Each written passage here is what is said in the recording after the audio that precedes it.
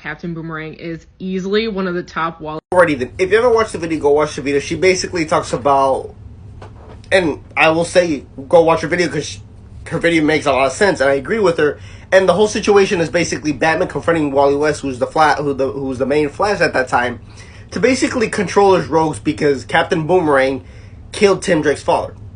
And the reason why I think Wally West is in the right and Batman's in the wrong, because if Wally West did the same thing where Batman's rogue killed or did something to one of Wally West's close friends or members, Batman would be so pissed. Batman would be questioning, why you're in my city? You don't have the right to be in my city. You know, stuff like that. And for Batman to do this, it's kind of in another sense disrespectful. But I find this interesting because with this situation, in my opinion, Wally West shows no fear to Batman. He may respect Batman, but I don't think he shows a lot of fear to him. Because one example of this is why, you know, when you watch her video and she explains the scenario, Batman touches Wally, and you see Wally change in the suit, and he's still in the same position.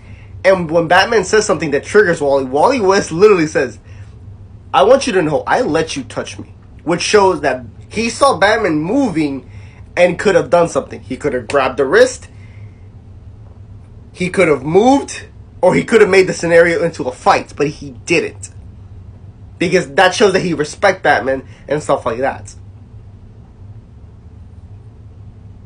And this isn't the first time that, you know, I think Batman and Wally West have a confrontation, an argument about the way they do their superhero stuff and stuff like that.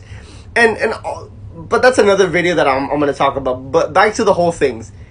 Wally West, if I'm not correct, at that time, had a more respect with his rogues. Because his rogues, if I'm not correct, or Flash's rogues in general, do not kill. The ones who kill are like banished. You are not part of us, which is an example of the rogues. The rogues are crooks. They're robbers, they're thieves, but they do not kill. And if you kill, you are not part of their team. For Batman, on the other hand, Batman's, and I love Batman, but for all his rogues, we all gotta admit, he can't control his rogues for dear life.